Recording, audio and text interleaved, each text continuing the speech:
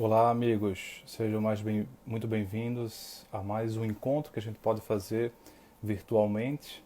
Neste momento foi curioso porque o casal Cláudio Sinotti e Iris Sinotti, eles tinham me convidado para a gente fazer uma live no canal deles. E como uma temática bem interessante, né? Falar um pouco sobre psicologia analítica ou a famosa abordagem de Jung. E aí eu fiquei pensando a gente fazer então aqui pelo nosso canal e dar aí a oportunidade também para vocês conhecerem, tá? Então a gente tá só esperando eles chegarem para a gente poder começar. Estão me escutando bem? Vamos chamá-los. Lá.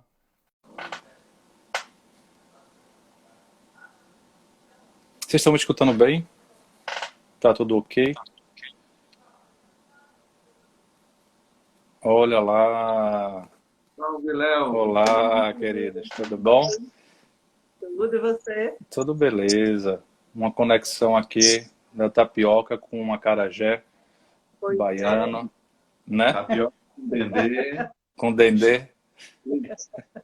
Perfeito. nós fizemos uma com acarajé e açaí com Alberto Almeida. Foi Ah, é? Fica tudo beleza. Deixa eu perguntar pro pessoal se eles estão escutando a gente. Tá tudo bem? Tá escutando, Valquíria? Tá dando para escutar tudo ok, né? Então vamos lá. Eu estava conversando com o pessoal antes aqui que a gente tinha recebido o convite, né, para fazer uma live no canal de vocês, mas como a temática é bastante interessante, a gente acabou invertendo para poder pegar também o pessoal aqui do canal e eu aproveitei e inverti o convite e podemos estar aqui e já antecipo que a gente vai ter uma que eu separei o casal, né, e vai ter uma só com a Iris, o Cláudio me permitiu isso, quer dizer, eu estou falando agora para ele, mas ele me permitiu. Está sendo comunicado agora. Em que a gente vai aproveitar e fazer uma semana só falando sobre racismos e saúde mental. A gente queria fazer antes, mas enfim, é tanta coisa, né? Aí vamos falar com a Iris e falar um pouco dessas abordagens, né? E aí o Cláudio e a Iris, eles são terapeutas junguianos, né? E essa é uma abordagem que eu mesmo falei, eu conheço de ler um pouco, mas não conheço profundamente.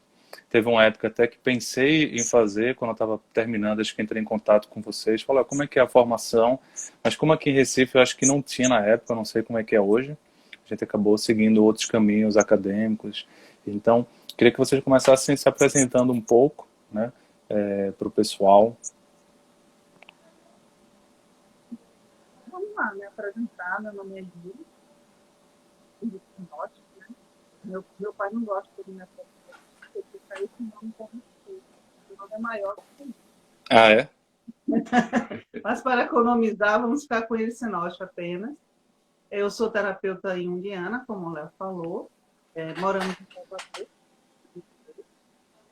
E fazemos esse trabalho já muito já estou na maioridade Já trabalhando está na maior. já na maioridade, com certeza.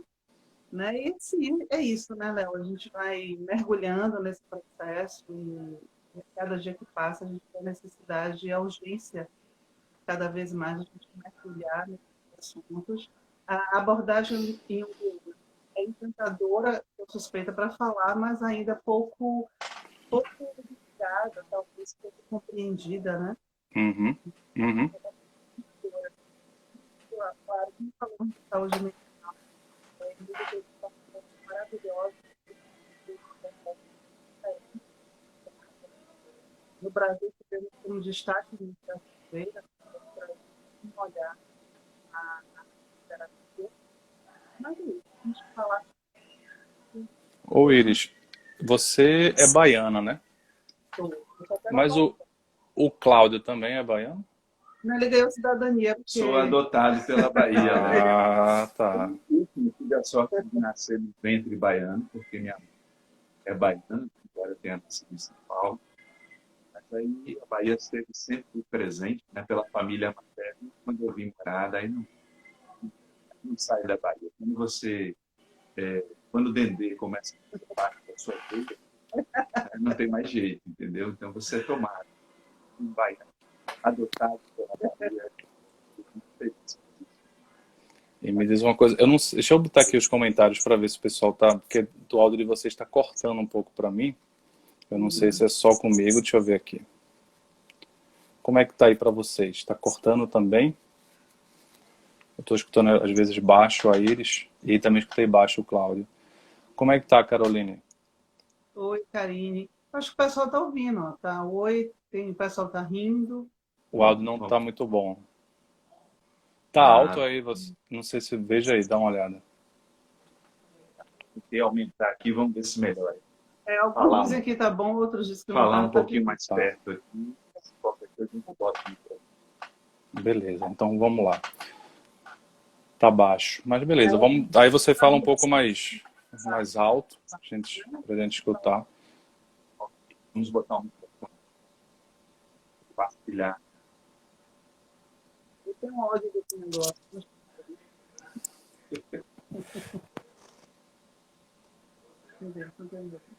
Não sei. Melhorou. Acho que agora melhora, né? Deixa eu ver se Ah, vai agora ficou melhor. Talvez seja a conexão, mas vamos conversando. Vamos conversando, aí o pessoal vai nos dando um feedback. E como é que chegou a terapia junguiana para vocês? Vocês já percebiam que gostavam da abordagem? Como é que era? Eu conheci um de fazendo a formação transpessoal. Para mim, eu ando para mas aí eu fui fazer uma formação e aí eu recebi esse trabalho para fazer, então eu fiquei com o texto e quando eu via, eu nunca tinha quando eu li aquele texto, eu fui capturada de uma maneira que nunca mais sabe. Qual foi o texto, Iris? Foi um texto que ele fala sobre os indígenas internos. Como é que é, mano? O texto fala, ele pega uma passagem dele, e ele começa a fazer um questionamento fantástico desse, e esse é a pessoa faminta, a pessoa que mais precisa. Ó, tá vendo? Eu não tô conseguindo, acho que tá difícil de escutar. Quer tentar sair, a gente começar de novo? Vê se melhorou Veja agora. aqui, Léo. Acho que era o microfone. Tava Melhorou? um pouquinho ruim. Melhorou. Melhorou? Pronto. Melhorou, agora valeu. Ah, joia. Pronto. Acho que agora Era o microfone era o mal microfone colocado aqui. aqui. Tava ruim. Tá vendo? Agora eu tô Coisas, escutando. essas novidades de live, a gente não é profissional de live, vai aprendendo. Agora né? o pessoal continua dizendo que está muito baixo. Então Vai eu não sei aprendendo. se isso está antigo. Vamos ver. Mas tá aqui se antigo. isso- Foi, tá vendo? Carolina, Foi. Áudio. Pronto. Ok, Minha linda, tá ruim, muito baixo. tá bom. Eu vou falar mais um pouquinho aqui, qualquer coisa a gente volta e entra novamente O pessoal está se reclamando tiver do áudio, ruim. diz que está bem ruim o áudio, né? Normalizou. Normalizou? Pra mim tá agora normal. Ótimo. Pronto, aí, o pessoal já finalizou apareceu que um tá. ótimo aí, tá tudo A ok. Edna disse que já está bom, então eu já acredito. Então me fala Deixa eu lá voltar. Pronto. Me fala Então do foi nome assim, eu peguei esse texto, o texto ele fala, Jung começa a fazer um questionamento. E o questionamento passa mais ou menos assim, ele fala de um banquete, onde ele começa dizendo que é muito válido você fazer caridade, você ajudar as pessoas, dar comida às pessoas, mas o que é que aconteceria se você descobrisse que o pior dos miseráveis, o mais faminto de todos, o pior de todos aqueles assassinos morasse dentro de você? O que você faria? Se você usaria da sua bondade, do seu amor? Então, aquele texto, para mim, foi um chamado, na verdade. E aí eu quis saber mais sobre esse homem que se chamava Jung, que eu não conhecia, e pronto. Nisso já são mais de 20 anos. Mais de 20 anos. E paralelo a isso, Léo, também assim, a própria leitura de Joana de Ângeles, ela faz muitas referências a Jung. Então esse nome sempre ficava no radar, né? Poxa, eu preciso conhecer. E logo que surgiu a oportunidade de fazer a formação junguiana, daí foi um apaixonamento imediato, assim, porque foi uma descoberta de uma estrutura da psique que fazia muito sentido. Na forma como eu entendia, né, o que ele trazia tocava muito, porque Jung ele era muito aberto e um homem muito além de seu tempo. Uhum. É interessante que ele é seu colega, né? Psiquiatra. Ele é É. psiquiatra. Jung, É Jung psiquiatra. resolve fazer psiquiatria, o que à época foi tido como muito estranho pela família, né? Que não queria que ele seguisse aquele curso, mas ele se apaixona pela psiquiatria. Uhum. Então ele começa a estudar a doença mental e logo no começo ele já se depara, né? Ali no hospital próximo a Zurique, Uhum. com condições de tratamento que isolava o doente. Então Uhum. ele reacende uma psiquiatria muito humanista. E Uhum. esse humanismo dos textos dele nos apaixona, porque nos conecta. Então tudo isso foi nos aproximando do olhar junguiano e até hoje, É. Uhum. né? Essa Estou abordagem. pedindo o Eu acho título que, inclusive, do texto, mas não tem, não tem. Na verdade, o texto não tem um título. Ele é parte de uma análise que ele está fazendo, se eu não me engano, no livro Ion. Então ele vai fazendo uma análise do comportamento cristão e aí ele aproveita e escreve esse texto. Eu vou postar ele no meu canal, no meu pronto. perfil, e aí eu te repasso também. Vou falar nisso, pelo que eu saiba, pelo que eu conheço do Jung, eu acho que ele, inclusive, como psiquiatra, ele era um excelente clínico, né? Pelo menos que a gente lê. Sim, E acho que ele, inclusive, teve contato com Eugen Bleuler. Eu acho que o Bleuler, sim, sim, né? Sim, sim. sim. Que é um dos pais da psiquiatria, assim, no Uhum. sentido de... Inclusive, Foi. escreveu o livro As Esquizofrenias, que eu até já mostrei aqui quando eu falei uma live Isso. sobre esquizofrenia. É. E acho que Isso. ele tinha esse campo, né? Agora, me diga uma coisa, a formação, pelo que eu me lembro de ler na época, a formação junguiana me chamou a atenção, porque além de ter a parte teórica, tinha a questão de passar por análise junguiana pessoal, não é Sim, Isso. isso? sim. Eu acho que É me chamou a atenção necessário. isso por quê? Porque eu acho importantíssimo, porque me parece que é muito difícil você fazer uma psicoterapia em alguém se não fizer uma Na abordagem em sua. si mesmo, né? Isso, A gente às vezes tem hoje algumas formações que são muito rápidas, né?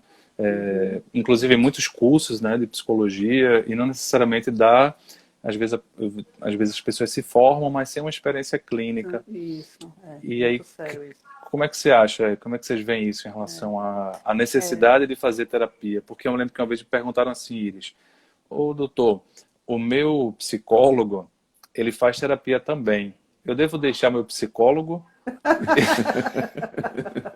não, fica com ele, por favor. E a minha resposta foi basicamente essa, não, É, esse é um indício de que esse psicólogo é responsável, sim. de que Exato. ele faz um trabalho interno, mas eu queria ver a opinião de vocês também, para a gente começar o debate aí.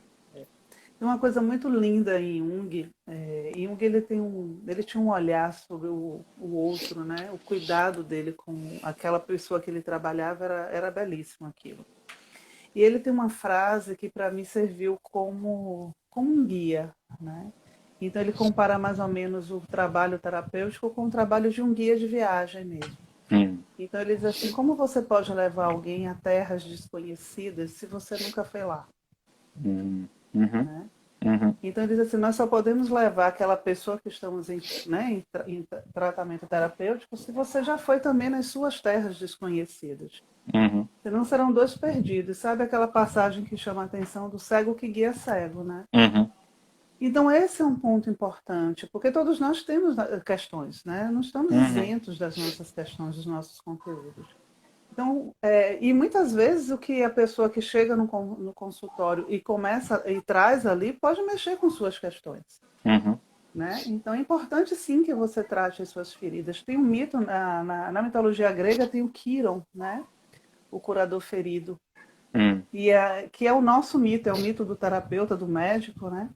E vai falar justamente disso. É necessário que você reconheça a sua ferida, senão você será incapaz de reconhecer que o outro a possui também. uhum, uhum, Mesmo que você não a possa curar, mas você precisa reconhecê-la. Então, essa era a proposta do Jung. É preciso que você conheça essas terras, senão você se perde.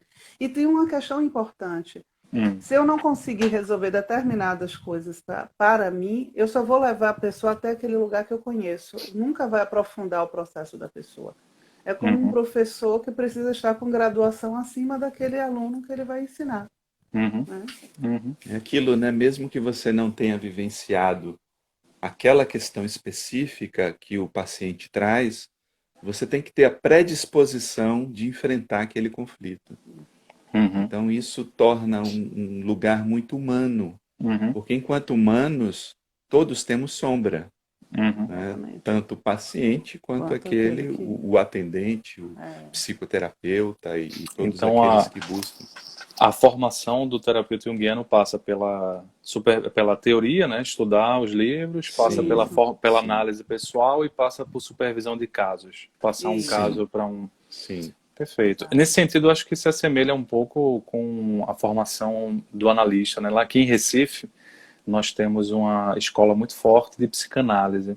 Então, meu primeiro contato com psicoterapia, eu pedi para vocês se apresentarem, mas tem, até porque a live seria inicialmente no canal de vocês, então tem algumas pessoas que não devem me conhecer. E eu sou médico de formação, né, psiquiatra, e também faço psicoterapia. E o primeiro contato que eu tive de psicoterapia, até porque a minha residência de psicoterapia, quer dizer, minha residência de psiquiatria tem um viés muito grande, foi com psicanálise, né? Então, quando eu comecei a atender como psicoterapeuta, era de base analítica. Então, eu fazia supervisão com um psicanalista, lia os textos de Freud e comecei a fazer análise pessoal por isso, né? E até hoje eu continuo. Depois fui percebendo que era importante. Então, até tem outra linha hoje, mas da linha cognitiva, também de psicologia positiva, que fala um pouco sobre bem-estar. Mas um ponto que eu acho importante, que eu queria fazer uma ponte com esse conceito que vocês trouxeram da sombra, que eu não sei se todo mundo conhece, é que, por exemplo, há uma coisa chamada psicologia positiva, né? Ela estuda muito o bem-estar, a felicidade, um tema que é um tema filosófico. Eu estava falando numa live recente sobre um livro Ética a Nicômaco, de Aristóteles. E Nicômaco era o pai dele, que era médico, e parece que Aristóteles também tem sido alguma formação médica, porque seguiu o pai. E Ética Nicômaco fala sobre felicidade, né? Fala sobre virtudes, fala sobre a vida em sociedade e fala da felicidade como um tema básico. Ele vai dizer que todos os outros objetivos estaria vinculado a esse objetivo maior de ser feliz. Só que quando a gente fala psicologia positiva, psiquiatria positiva, às vezes dá a sensação de uma positividade tóxica, que seria assim uma felicidade 100% e tal. E aí por isso que eu quero pegar o conceito de sombra para ver se tem alguma coisa a ver nesse momento de pandemia, no momento pós-pandemia, que dá o nome da nossa live, porque certamente a gente está percebendo que não dá para ser 100% feliz sempre. Se alguém tinha alguma tinha ilusão antes, é muito difícil você pensar que a pessoa consegue ficar totalmente feliz hoje, né? Até seria um pouco falta de empatia, você está 100% feliz e tanta gente sofrendo, né? Então, como é que se articula esse conceito de sombra? Quão importante é esse conceito de sombra nos dias atuais e nos dias futuros aí, tentando fazer uma certa futurologia do pós-pandemia? Pois bem, acho que uma coisa importante quando fala de sombra, eu acho que o nome já dá uma ideia, às vezes, de que sombra só tem conteúdos ruins, né, ou negativos. Então é sempre importante a gente entender que o conceito ele vem de uma ideia do desconhecido, né? Então na mitologia Hades vai representar isso e Hades é justamente isso, o desconhecido. Então tudo aquilo que eu desconheço em mim está neste lugar que é sombra, né? Vamos dizer assim, é um lugar que está sem luz, ou seja, está sem a luz da consciência. Então assim, a importância do trabalho com a sombra, né, para o olhar junguiano, assim, sem esse trabalho na sombra não há processo de individuação. Né? Ou seja, você precisa conhecer o máximo que você puder de você e trazer esses conteúdos, porque esses conteúdos irão trazer para você uma forma de perceber a vida mais ampla, mais leve, talvez, né? E talvez mais feliz. Eu digo talvez porque aí a gente tem sempre que repensar o conceito de felicidade dentro do que a gente acredita hoje como felicidade, né? Então, eu acho que a coisa mais importante de se entender da sombra é isso. Lá não existem só coisas ruins, e mesmo aquilo que é rotulado por nós como negativo tem sua força psíquica, tem seu dinamismo, e isso também me compõe e me completa, né? Aí vem aquele texto que ele do Jung. Se você descobre que o pior dos assassinos reside em você, você faz o quê? Né? Então, como você vai redimir uma parte sua se você não a reconhece, não a traz para perto e não a ama? E aí Uhum, vem esse trabalho que talvez encaixe com o que você traz, que é esse trabalho de auto-amor, uhum. né? Amar-se de forma íntegra é você amar o lado sombrio e o seu lado luminoso também, né? Ou Seria muito seja, fácil só amar a parte boa, né? a sombra, ela simboliza um desconhecido, né? Ou seja, por isso que talvez o conceito Sim. de sombra não é tão visível, não Isso, está tão Uhum. claro na nossa consciência. isso. E nessa sombra você tem muitas coisas que até talvez ficaram desconhecidas porque você foi negando, foi colocando ali no porão de casa. Então são algumas Sim. coisas Exatamente. desagradáveis, mas não necessariamente ruins na consequência. Isso. É. Ou Isso. dentro da educação que você recebe, que não é aceito, não é acolhido, aquilo vai sendo colocado nesse outro lugar, né? E como Jung ele amplia o conceito do próprio inconsciente, também ele traz a questão de que existem aspectos na sombra que nunca estiveram na consciência.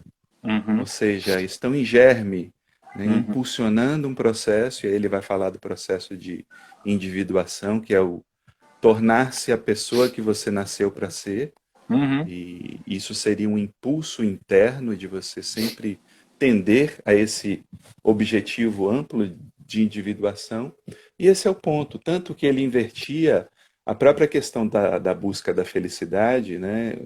No olhar junguiano, o sentido da vida não é buscar a Felicidade. felicidade, mas uhum, buscar o seu propósito, buscar a individuação, buscar uhum, uma vida com sentido, uhum, para que vivendo essa vida, aí você pode ser pleno, no uhum. sentido não felicidade no olhar do ego, mas pleno das suas potencialidades, dos seus atributos, das suas faculdades, porque isso terá sido desenvolvido ao longo do seu percurso, da sua jornada, e não há como fazer jornada se não passarmos pela sombra.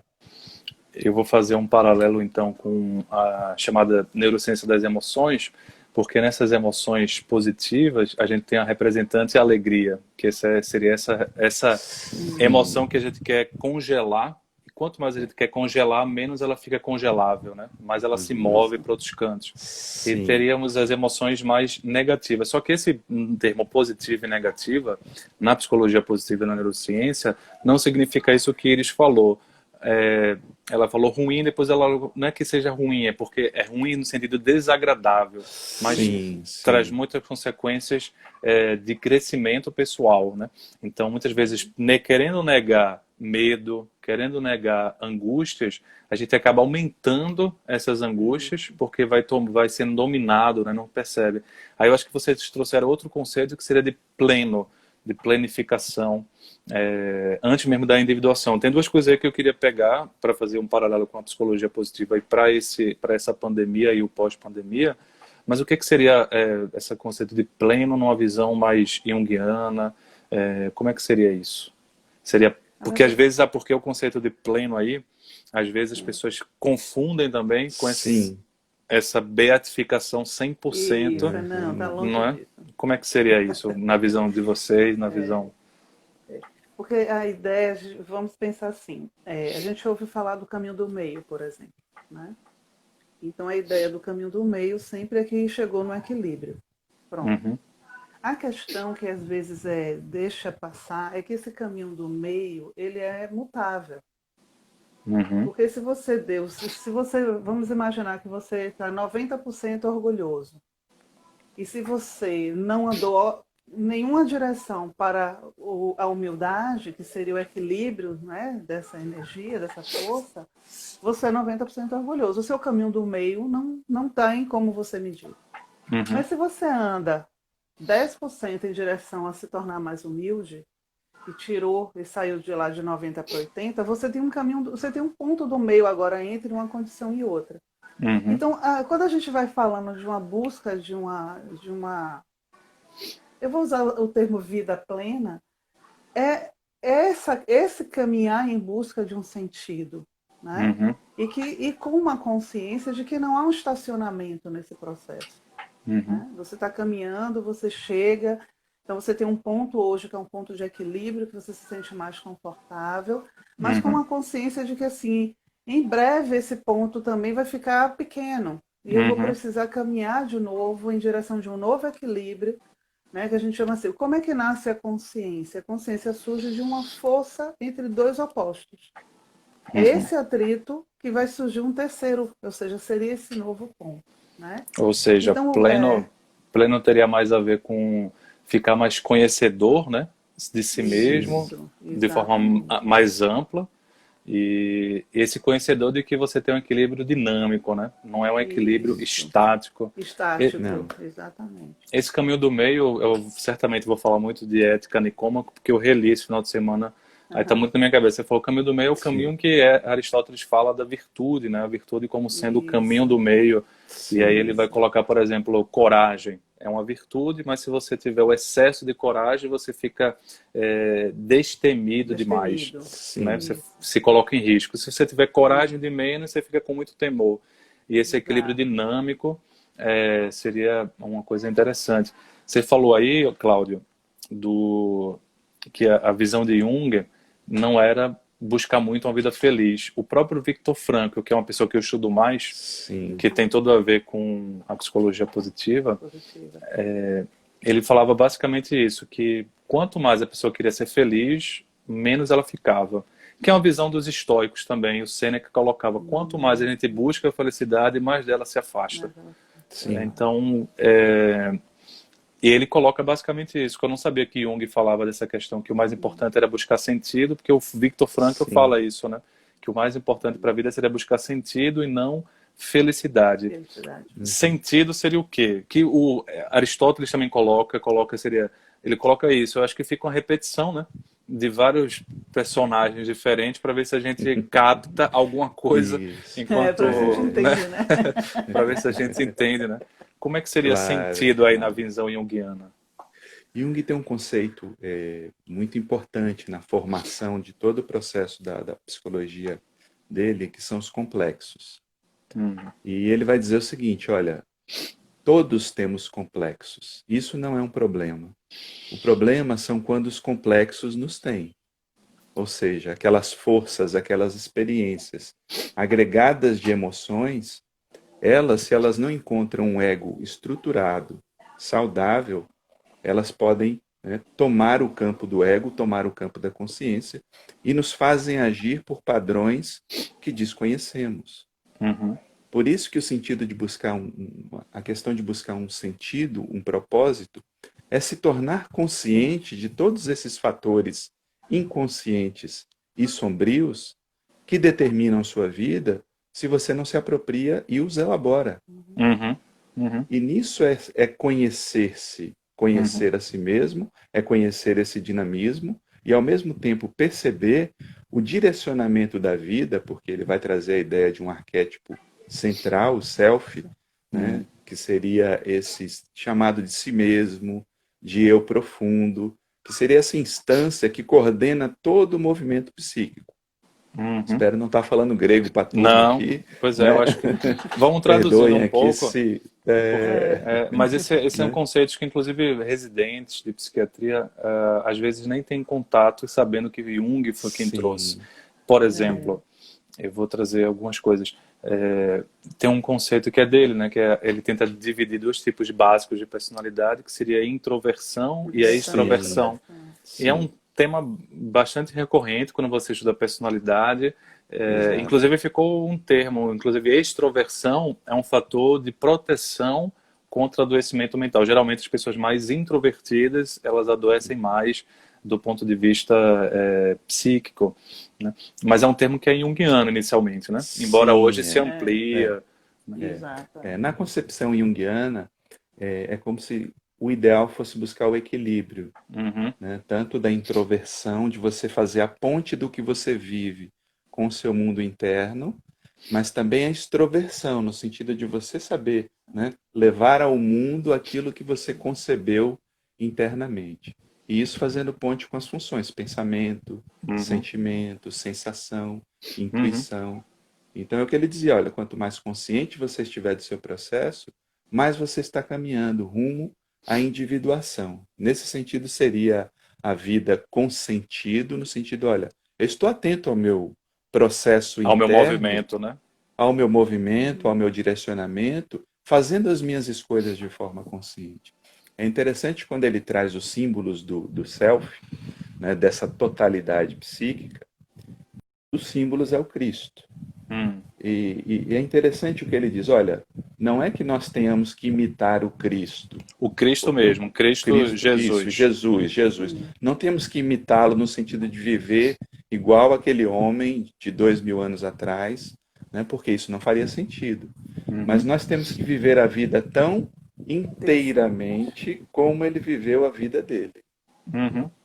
E aí é que traz o sentido, a vida com um propósito, um sentido.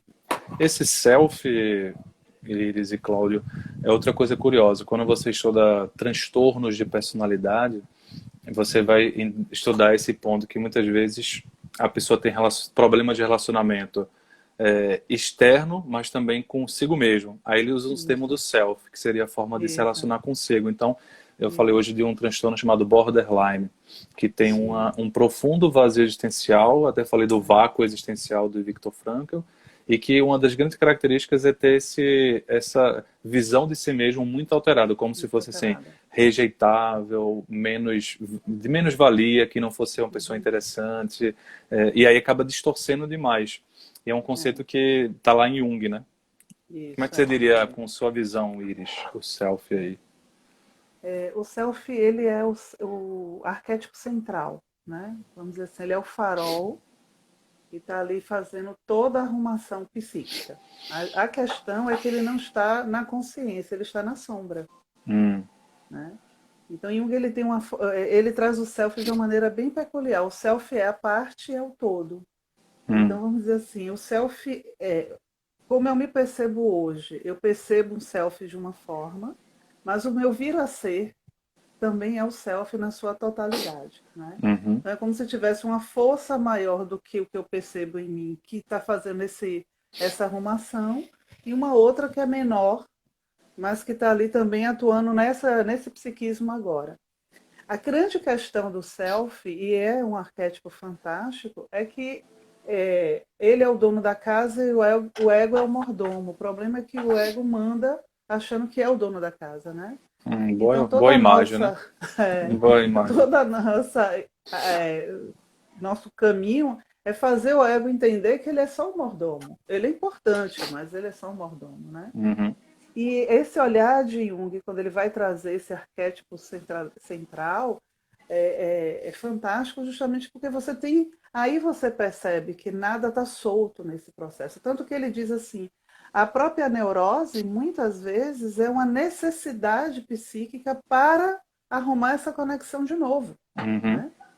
Então, ele vai distinguir, ele distingue o que é neurose, ele não vê a neurose só como uma doença, né? Mas também como esse indivíduo que começa a se comportar como um sintoma daquele ambiente que ele vive, daquela sociedade que ele vive também.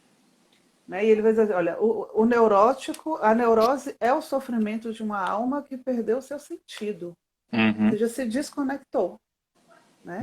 Então é como se chegasse ali, puxasse a tomada e eu não consigo mais me comunicar com o meu vir a ser. Ou seja, aquele impulso, que é assim que o self funciona, né? Um impulso que me diz o tempo inteiro que eu preciso continuar, que eu posso ser melhor, que eu tenho que fazer o processo de individuação, né?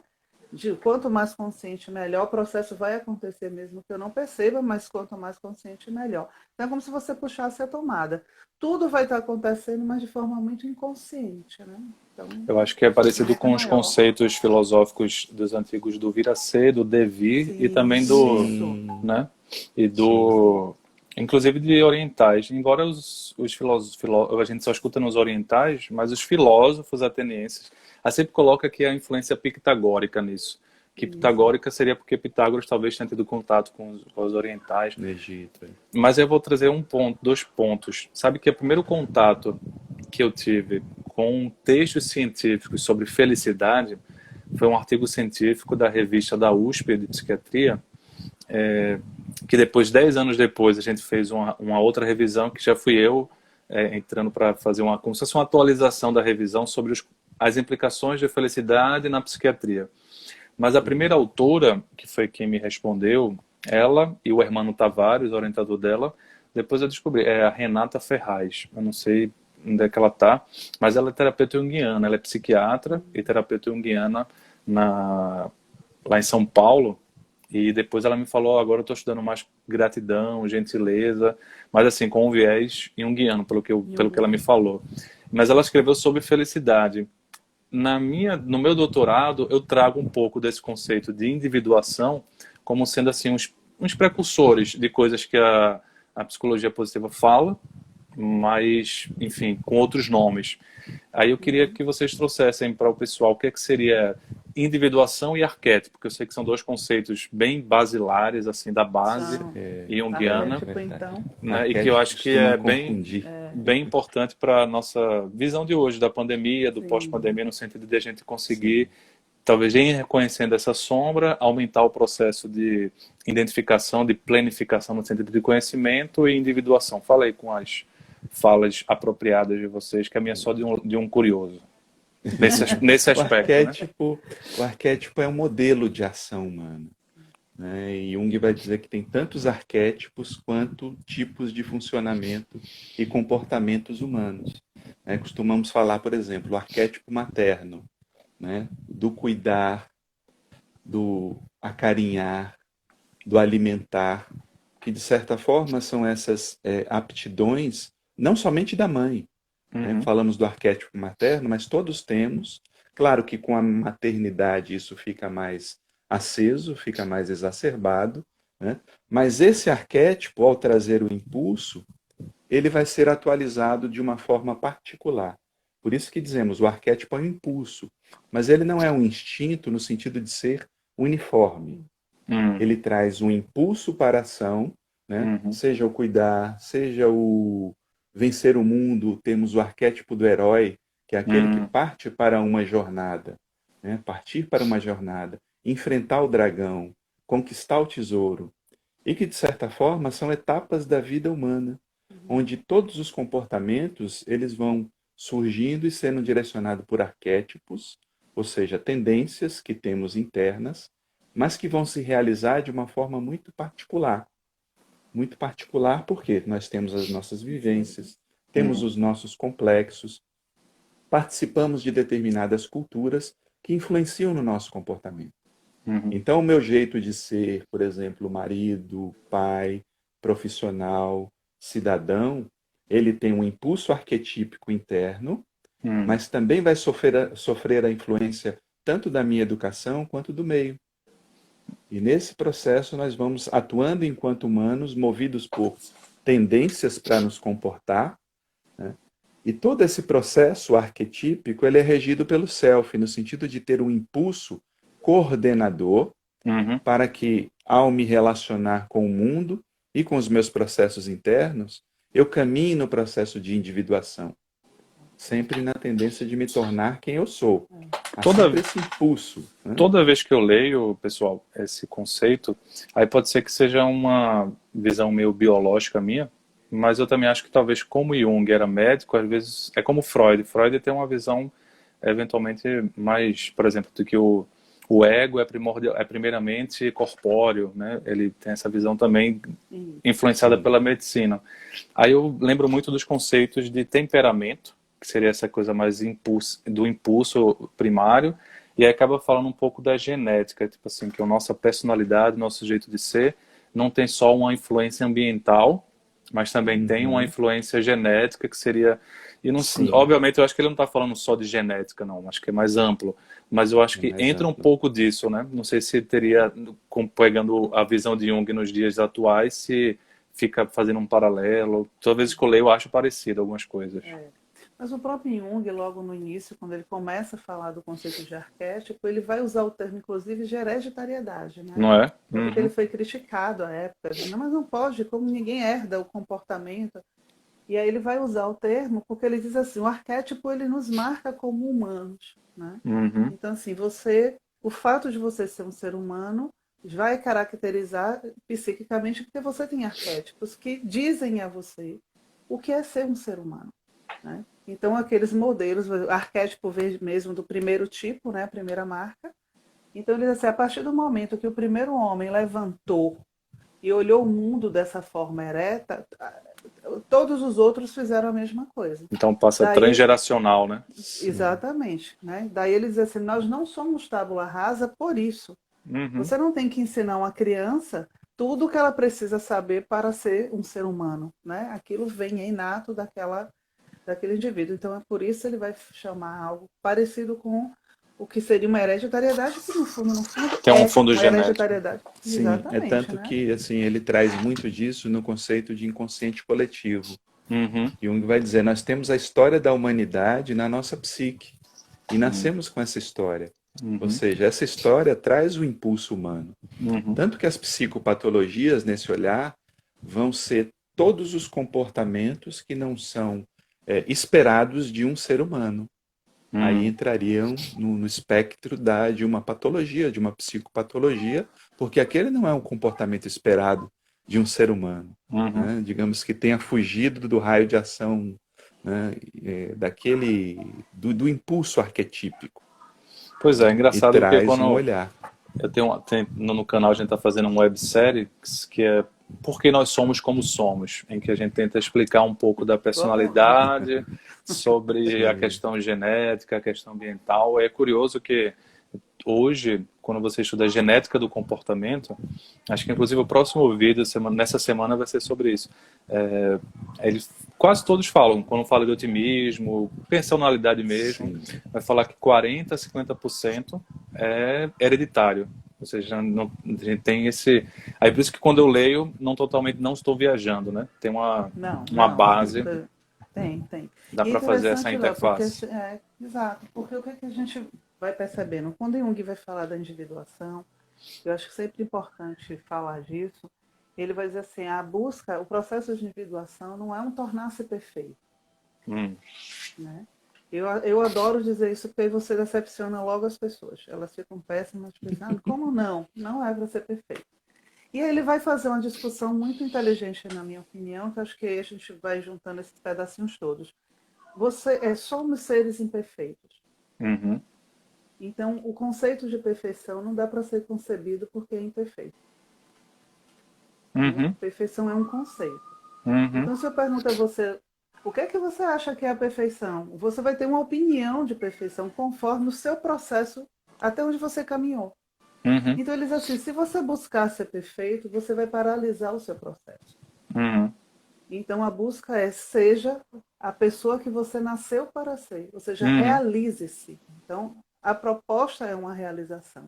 Então, quando a gente para e pensa, né, quando a gente começa a pensar nessa questão de uma hereditariedade humana, de um inconsciente coletivo que guarda a história da humanidade que está em mim, que todos nós estamos hoje fazendo marcas, atualizando esses arquétipos, né? Que existem arquétipos que a gente não atualizou ainda, porque a gente nem faz ideia de quais são esses arquétipos. Diante de tudo que nós estamos vivendo, a gente percebe qual é a nossa como é grande a nossa responsabilidade diante desse momento de pandemia agora. Então, assim, tem um processo imenso psíquico acontecendo agora que a gente precisa aproveitar. Né? Para se tornar a pessoa que nós temos para ser. Né? Eu acho interessante porque eu sempre falo isso quando eu vou falar da psicologia positiva, da psicologia cognitiva, que quanto mais você quer ser perfeito, mais você se afasta disso, porque é um conceito especulativo, né? O Aristóteles fala isso quando ele vai falar do sumo bem, ele vai falar que no final das contas é especulativo porque a gente não está lá. Então a gente especula o que seria isso, mas às vezes é melhor vivenciar o que se é e fazer as possibilidades, né? Agora é curioso que aí a gente acabou passando já quase uma hora aí da nossa conversa. E aí eu queria que a gente pudesse pensar, enquanto terapeutas, enquanto pessoas, enfim, pessoas que têm conhecimento, cada um na sua linha, que está dialogando aqui alguns conceitos, o que é que fica aí, o que é que tem sido mais importante para cada um de vocês nesse momento de pandemia, o que é que vocês esperam de transformação pessoal? Eu também vou falar no pós-pandemia, né? A gente pegou vários conceitos junguianos, os principais, assim, e deu para ver como são conceitos atuais e que dialogam. Eu falei Viktor Frankl, muito parecido algumas coisas, embora eu não veja assim referência direta do Viktor Frankl falando do Jung, né? Mas eu acho muitas coisas parecidas, porque talvez o material humano é o mesmo.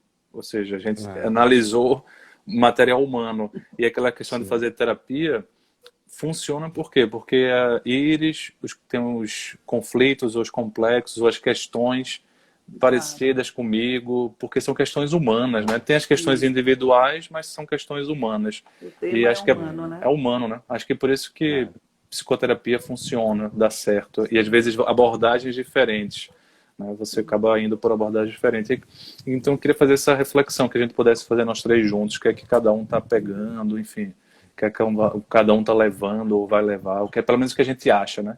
Pelo menos o que a gente acha. Um momento de profunda revisão de caminhada. Para mim, o que fica muito, muito forte, Léo, assim, é que esse modelo de atuar humano, ele se esgotou. E ele não pode mais ser multiplicado sob o risco da gente colocar, né, mesmo em risco, a nossa própria sobrevivência enquanto humanos.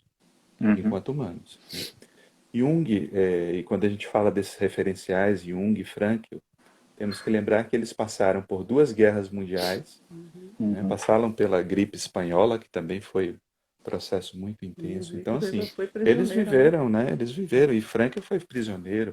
Eles viveram crises muito graves da humanidade.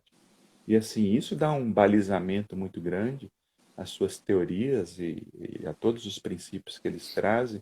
E eu acho que são muito válidos para os momentos atuais. Né? Para cada um se perguntar mesmo qual é o sentido, não o sentido da vida somente, mas o sentido que eu tenho dado à existência. E não dá mais para caminhar num processo individualista que eu não olhe para o que está acontecendo ao meu redor. Não tem como. Essa pandemia ela escancarou uma injustiça social, né? Um processo de desigualdade que a gente vive no mundo, fora tudo que está acontecendo de racismo, de manifestações que não eram mais para acontecer na humanidade, dado o grau de conhecimento, de desenvolvimento tecnológico, né, e de acesso a conteúdos que nós temos. Precisamos nos apropriar disso. Eu acho que o voltar-se para casa é um convite, né, do ser humano voltar para a sua própria essência, voltar para si, né, se reconectar com tudo que ele se afastou, consigo mesmo, com o outro, com a natureza, com Deus, em qualquer manifestação que você entenda essa força transpessoal da vida, porque essas desconexões elas criaram uma patologia muito grave da nossa ação humana. E nós precisamos nos reinventar enquanto humanos, não só aguardar o mundo que virá depois da pandemia, mas principalmente qual é o ser humano que eu serei depois de tudo isso que a gente está passando. Eu vejo assim, ou a gente reinventa um novo caminhar, ou realmente vamos nos destruir, é fato, né? Não é uma coisa nova, acho que isso já vem de um tempo. Quando Jung foi questionado, ele previu, né, a Segunda Guerra por conta dos sonhos dos pacientes, e quando perguntaram a ele depois se ele achava que teria uma terceira, ele dá uma resposta que para mim é exatamente o que a gente é o que para mim ficou claro agora, né? Quando ele diz assim: se os homens não reconhecerem o mal que existe neles, esse mal irá destruí-los e não haverá tempo para uma terceira guerra. Então acho que esse momento nosso, a pandemia terminou sendo aquela gota d'água que transbordou uma situação que estava aí gritando em termos de coletivo, mas também de individual. Não há, não há tanta diferença do que está acontecendo no nosso mundo interno com o que acontece no mundo externo, né? Então, acho que esse é um momento importantíssimo para isso, para essa revisão de valores, para esse olhar. Quando a gente não pode sair para projetar as nossas questões fora, nos resta apenas ficar em casa e ter que conversar com essa sombra toda, né? Então, assim, eu pessoalmente tenho aproveitado muito esse momento para fazer essa revisão, como o Paulo falou, tomar decisões que já estavam passeando aqui por perto, que agora, agora não dá mais, já que tem que reinventar, vamos, né, fazer isso acontecer. Mas vejo também num coletivo ainda, né, uma tentativa muito grande de se fugir desse processo, uma quantidade enorme de egos extremamente imaturos, com muita dificuldade de lidar com frustração de não poder caminhar na orla. Né? Isso é uma preocupação, isso é uma preocupação, né? Muito clara com o outro e sem Deixa essa eu pegar consciência um livro coletiva. aqui. Um livro. Fica à vontade. Achei interessante isso aí o principal incômodo às vezes é não caminhar na orla, né? Pois é. Ou eu até fiz uma postagem disso, que às vezes o principal incômodo nosso é porque a máscara incomoda. Incomoda. Né? Se fosse um incômodo, né? Enfim, Temos muito... para pensar que na UTI com aquele respirador devem também ser bem desconfortáveis. E você, né? que está aí no front, né, Léo, bem sabe que os profissionais de saúde têm passado. E assim, a gente se choca com manifestações de pessoas em frente a hospitais. Né? Total inconsciência. É uma coisa... Eu acho que eu peguei aquele livro de Aristóteles porque esse Ética Nicômaco, que eu queria mostrar essa parte do amor, que ele coloca o amor a si mesmo como sendo um ponto fundamental. E eu não sei se eu vou achar agora, mas ele coloca o amor, essa questão de não projetar, né? Porque a gente às vezes projeta, porque pelo que dá pra gente perceber, até esse conceito de sombra dá para perceber como se fosse um coletivo, né? A sociologia, que seria um paralelo entre sociologia e psicologia. Muitas coisas da sociologia fazem sentido na psicologia também. Então esse conceito de sombra individual faz sentido também na sombra coletiva. Só que muitas vezes a gente é mais arrastado a fazer uma projeção como se isso fosse só o outro. E aí eu sempre falo, empatia às vezes causa guerras. Por quê? Porque o meu grupo é melhor do que o grupo do outro. Então é o outro grupo que está causando um problema e não o meu. Então eu acho que é um sentido de compaixão em que você consegue fazer uma atitude. Porque empatia também eu posso entender e não fazer nada. Eu entendo, mas eu não faço nada. Sim. Então eu fico muito esperançoso que a gente possa se tornar um pouco mais compassivo enquanto ser humano. E ser compassivo envolve também esse aspecto de você olhar para si, ver as suas características, ver como o Khalil Gibran, no livro O Profeta, ele coloca assim, como é que vocês querem tirar o tirano externo, se o tirano externo é só uma consequência do tirano interno? Ele coloca com uma fala mais bonita, né? Eu estou resumindo com uma linguagem mais pernambucana, mais simples. Mas, assim, é basicamente isso. Eu, particularmente, também tenho pensado esse tempo como um momento de revisitar escolhas. Às vezes, coisas que eu estava já para fazer e ficava com medo, e aí tive coragem para fazer. Por vários motivos eu tinha medo, e aí tive coragem para fazer. Isso aqui mesmo é uma coisa que eu não fazia. Né? Eu também não fazia, eu comecei agora. Eu não fazia. E não fazia em nenhum aspecto, fazia muito pouco, e, enfim, por várias questões. E pouco de coragem em tomar decisões, de aceitar uns pontos e coragem, porque tomar decisões é você aceitar um ponto e negar outros, né? Escolher algo é você desescolher algo. Sim. Né?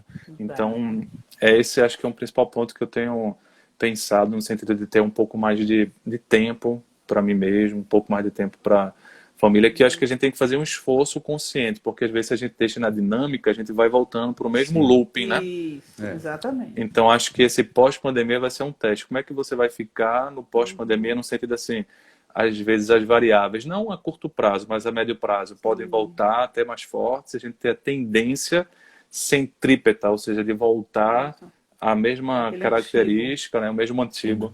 Eu acho que esse é um ponto importante. Nesse sentido, queridos, hoje ficou aí a íris. De vez em quando eu via só a metade da íris. Metade.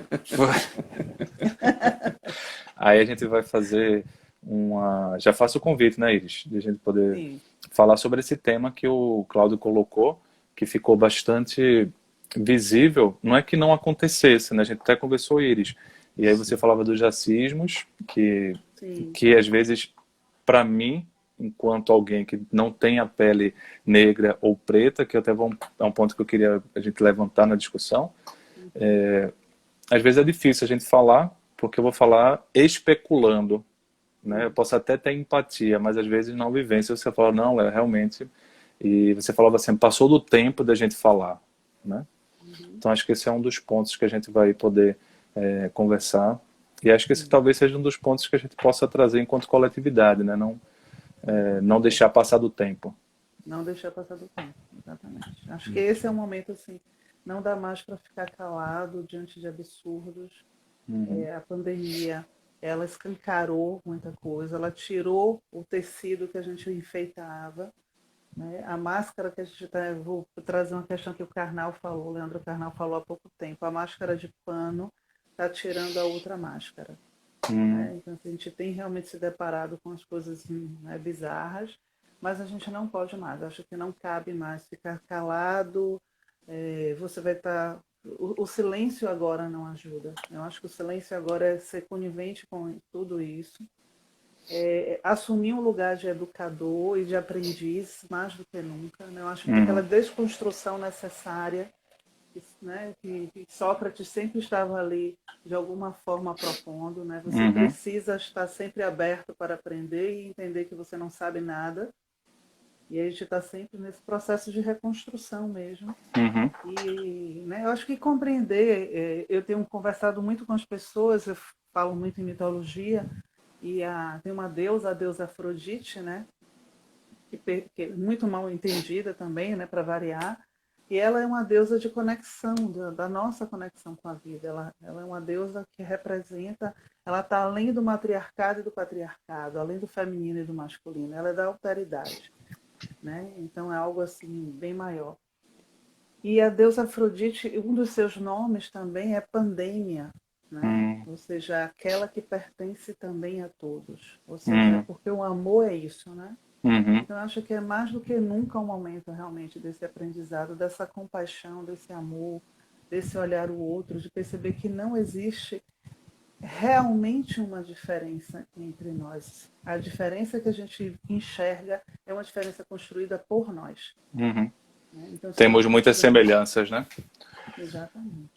Olha, pelo que eu vi aqui, ficou um pessoal bem constante aí, ligado, turma, né? Foi ótimo. Então, provavelmente, eu tenho um pouco de TDAH, não tenho TDAH diagnóstico não, mas eu tenho um pouco, quando fica os comentários, às vezes eu me disperso, a não ser que a gente faça uma live assim, vamos responder as perguntas, mas como foi essa primeira, a gente estava aqui conversando, mas eu acho que vai ter pano para manga. Né? Vai. Vamos ter, pelo que eu vi aqui das pessoas, vários corações. Acho que tem quando um coraçãozinho assim tem voando. Um monte de coraçãozinho. Não é? Porque as pessoas estão colocando. Então vamos encontrar um pouco mais de tapioca, com acarajé. Com acarajé. Vamos, Dendê. E tem outro, só não outro tema também.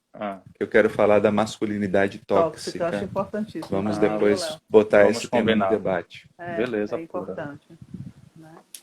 Amigos, queridos, um grande abraço. Beijo, meu querido. Beijo em Lili, nas crianças. Beleza pura. Beijão. Tchau. Tchau. Tá bom? Tchau, querido.